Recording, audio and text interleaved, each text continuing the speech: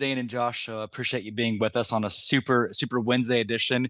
Dane sends his love, had to call a game, but I get to do my favorite part. I love working with musicians and my heroes in the studio. And tonight's going to be an awesome one. I'm going to get right down to it here in a second. But before I do, I've got some useful facts about the state of Florida tonight. I know a lot of stuff about Florida that maybe you guys did or did not know. So I'm going to hit you with a couple useful facts. All you kids listening in school, did you know Florida has the longest coastline in the U.S.?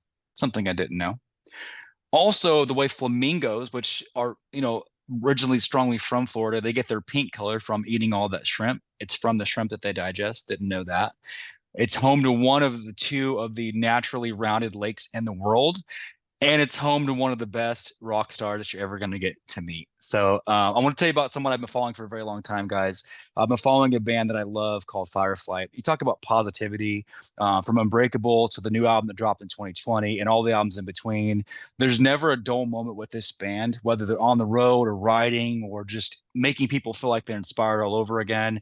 I listen to a song and it's like it puts me right back to where I was in the beginning. So they got a boss, awesome lead singer who I want to introduce you to. You all know her. This lady needs no introduction.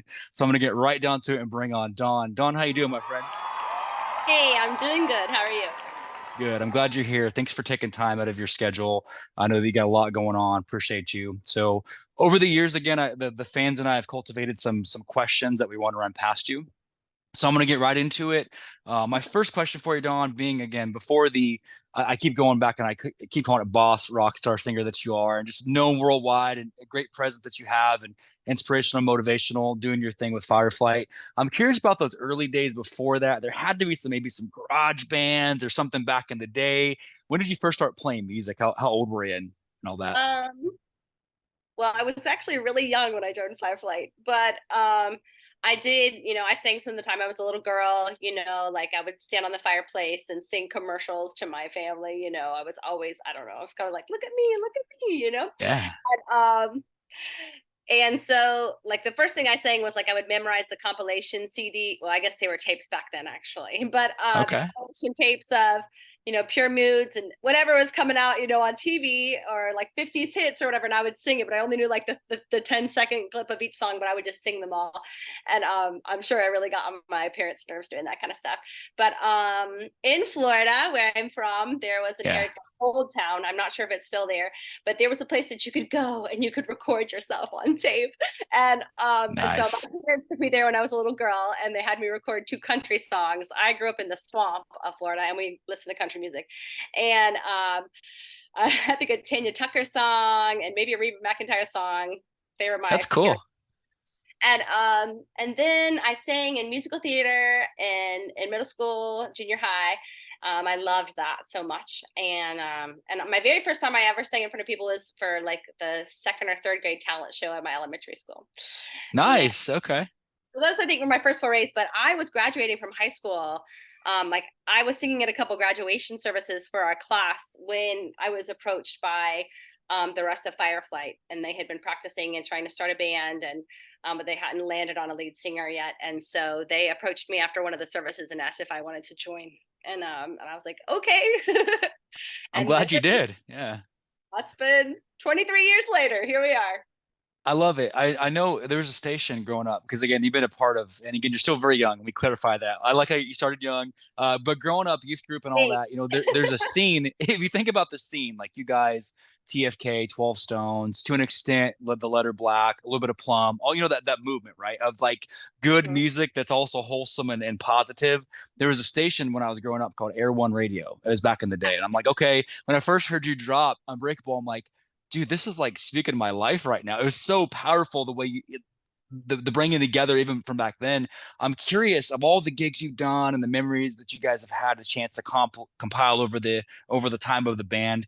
What's a gig or maybe two that stands out to you as being like that's the go-to gig so far? I remember if you could even pick one.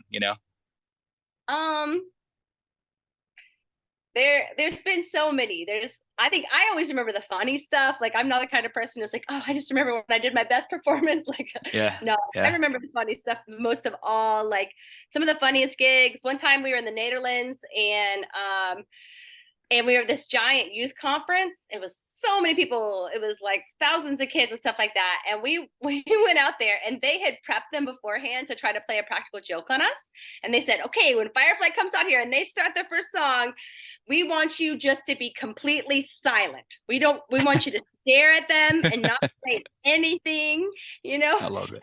So we came out and we started that first song, and we started, and they were literally just staring at us, and I was like, oh no. They I thought love it it. was going to be Flyleaf. There's been it's a different language. There's been a communication That's problem. awesome. It was That's awful. awesome. And then That's awesome. suddenly we said, like, when we finally started out, like after the intro or whatever, then they just went crazy. And I was like, it was so That's shocking. awesome. That's I remember awesome. that. And then the other story I remembered was the best night of tour is the last night of tour. Well, we have differing opinions. It depends on how much you like this kind of stuff. Relief, right? I'm a fan of pranks. And so the last night of tour is prank night. And so all the bands are just, and I like going to prank night and watching bands because I think that stuff's funny. But anyways, so one time we were on this tour, and I can't remember what it was called. Maybe Festival con Dios, or I can't remember. But it was this tour.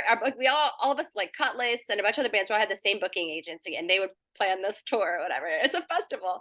Anyway, so we travel over the US with it. Last night was in like Texas, I think, in Corpus Christi.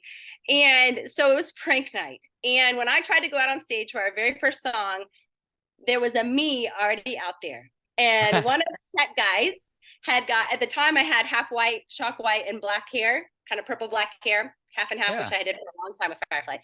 And he had a wig on, and one of my dresses, he had gone into my suit. They got in my suitcase. That's awesome. He got on one of my dresses, and he was playing a guitar.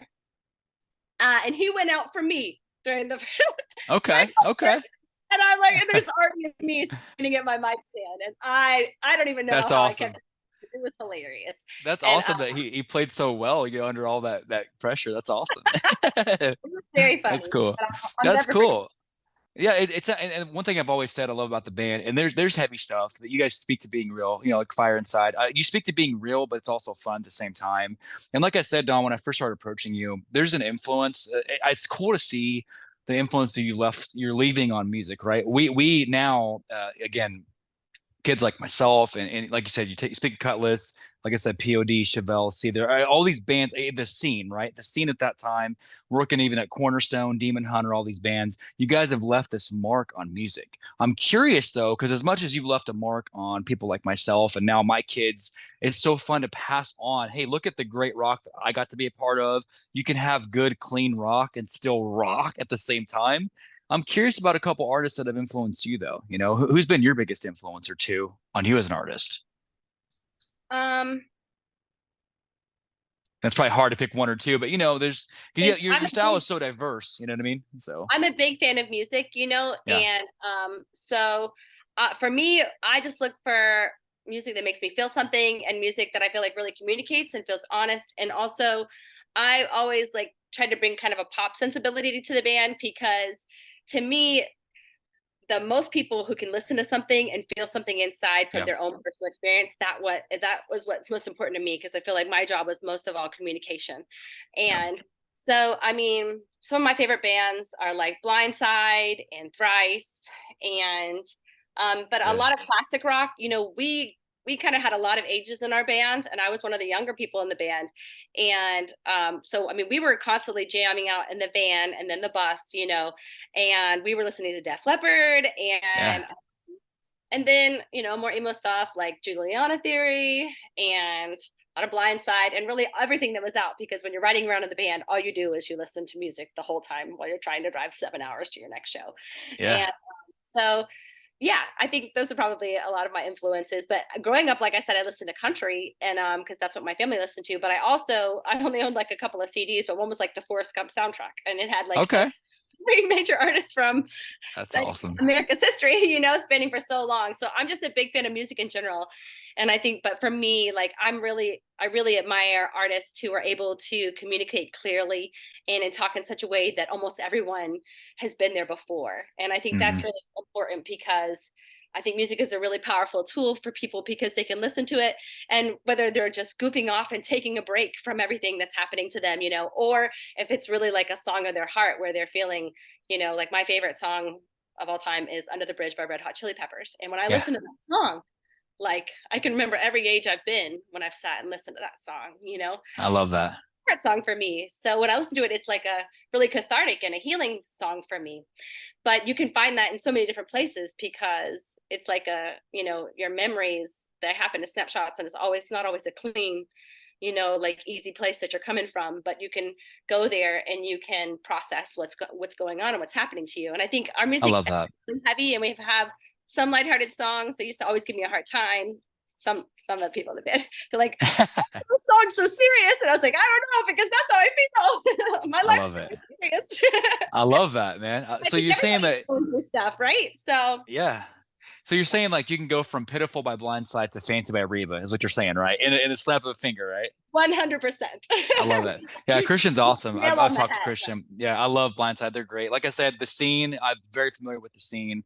And you mentioned kind of like the different phases, right? When I listen to Keep Fighting Now versus when I first heard it, there's a different time in my life when you wrote that. But I know what you mean. Like when you listen on the bridge, I listen to your songs, okay, at different points of my life, what I was going through at this time, a little bit of a down moment. Now things are coming back up. So it's neat to see how a song that you make can reciprocate and mean different things at different times in someone's life. That's really cool. And you're doing that. I love it. So That's the hope. it's powerful. Oh, it's happening. When my daughter, she uses that. It's just to give you a little spoiler. She uses some of your songs as like walk ups because in our sports side, when they walk up, so she's a really big fan of it. And I thought it was just cool to reciprocate that. But yeah, the influence I can kind of see that. I didn't know maybe so much catch the blind side, but that's really cool. I love that connection. Now I know with you guys dropping the album 2020, everyone had a lot more time on their hands during the height of everything shutting down. I know touring's a little bit maybe less hectic these days with you guys, but are we looking at maybe some new EPs down the road or writing, or how's that looking for you? Well, for Fireflight as a whole, I think we're kind of semi-retired. Gotcha. We got the opportunity to record the last album, and Glenn and Wendy, they've got, I think he's 2 years old now. They've got a little one. I've got a That's three. awesome. Yeah, And congrats. touring, as you get older, touring gets tougher and tougher, because when you well, thankfully, Glenn and Wendy, they toured together because our bassist and our Yeah, guitarist are married, yeah, But my kids, they can't take a huge break from seeing their dad, that's really hard on them, And right. so, anyhow, well, we were kind of just pulling back from touring in 2019, and we really were working on the album mostly. We were doing like the big shows that we could and that kind of stuff. And then we Hmm. released the album, which took forever to get out there because 2020. Right. Um, It but happened. Yeah. but when everything came crashing down with the industry because of COVID, we were like, oh man, it kind of just seemed like a natural take place for us to take a breath. And so that's what we've been doing as a band. But me personally, I actually am in the middle of recording a rock EP, like a solo rock EP album right now, and with Josiah Prince, and he's from Disciple, and he's the one who produced Fireflight's last album. And so Oh we're having yeah. a lot of fun with it writing right now.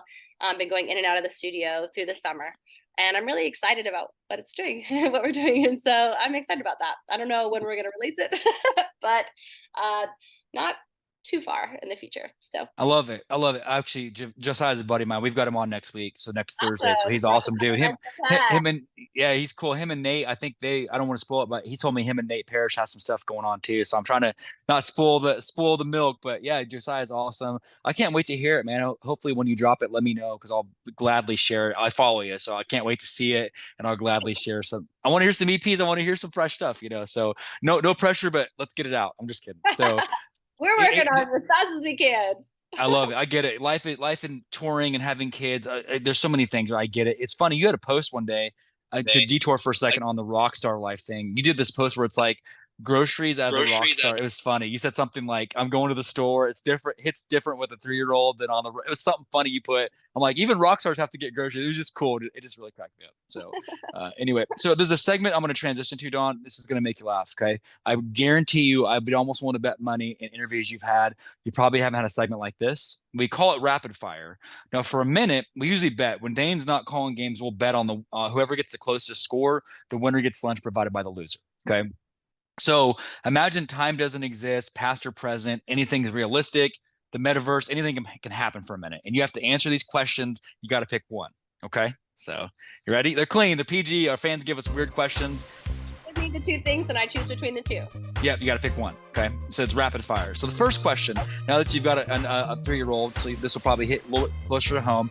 You're asked to come back. Not only are you making the EP, but a lot of rock stars do things like Pop Goes Punk, things like that. You know, some of those covers. You get approached by one of these two iconic cartoon industries. You have to do a remake and a cover of one of these two songs and put your spin on it and make it rockin'. Okay, first option, you can redo the classic Sesame Street, make it your own. That's one. Or we can redo the classic Bob the Builder. Which one are we going with? I'm going to go with Sesame Street because Bob the Builder, I love him, but I can't hear it even one more time after my son. You can't be like, yes, we can. The chorus, I can just hear you rock. I hear it, but I love it. I love it. So, got you. I had you for Bob the Builder, so I'm 0-1. So I'm 0-1. Next one. So let's say a lot of celebrities and a lot of artists get called up to do sometimes like guest appearances, TV shows, things like this. So you're called up by 2 different producers for a day. Hey, Don, we want you to fill in for one of these 2 iconic things. And you have to be like the host for the day. You can, first of all, be the host of the Kelly Clarkson show. That's one. Okay. Or for a day, you can be the host and you can be Judge Judy for a day. Kelly Clarkson, Judge Judy, which one are you going with? I don't know. I probably would have to lean towards my strong suit and go towards Kelly Clarkson. Oh my gosh, I'm dying here. I'm 0-2, man. I had you for Judge Judy. I did, because you got that powerful, like, let's go. Okay, so Kelly Clarkson it is. I got you. So next one. That's okay. Hey. No, you're good. We want you to answer honestly. So the next one, you're called up. I've got Kelly Clarkson on my brain right now because my buddy Ken Reed from Seventh Day Slumber has been filling in as her bass in Las Vegas. So I'm just loving Kelly everything right now. It's so crazy the names you're saying, because I'm not just saying this. We're friends with Lori and Joseph, so they're coming on too. It's crazy. But anyway, I don't want to go into that, but it's a small world. Sure. So next question, you're called up by Food Network. They're going to have you do a celebrity rock cook-off. You're going to do a barbecue thing, okay? And you're going against Pink. It's you and Pink. You're doing a barbecue cook-off thing, right? Now you get to have a guest chef help you, like a sous chef help you go against Pink. You get Bobby Flay or Giada to help you against Pink. Who you going with? I'm gonna go with Bobby Flay. Finally got one. Okay, got one. Thank you. Okay, thank you. I love it. Next one, 2 more of these. These are the iconic rapid fire ones. Next one, you get a chance to do a duet, and you're doing a remake of Sweet Home Alabama classic, okay? But you're gonna do a duet, and your 2 choices to do the cover with on stage. We're gonna say like a CMA. You know, sometimes they do like the cross fusions where it's like rock and country come together. So your 2 choices to do the cover of Sweet Home Alabama, you get Lizzie Hale from Hailstorm or Lita Ford. Which one are you going with? Lita Ford. Let's go. All right, coming back. I'm making a comeback. I'm 2 for 2. So last question. This is the last one, okay? So throwback, a lot of times bands and artists will make appearances in movies kind of in the background. It's kind of a thing, right? During movies, they're just kind of, there's a scene, right? I think about The Crow and TMNT and people in the background, right? Just making appearances. So you and Fireflight reunion tour. Ninja Turtles. I did. You know, like Ninja Rap by like, Ice. I know exactly what you're talking about. Okay, go on. So you get called up to say, hey, let's bring the band back together. We want you guys to be in the background making, like, singing one Unbreakable in the background during one of these 2 fight scenes in this movie. You're just in the back playing it. And your first choice is you can be in the background of the new remake of the TMNT, Ninja Turtles. You guys can be in the background. Or you can be in the background during the next Hunger Games. Which one are you going with? That's tough. That's really tough.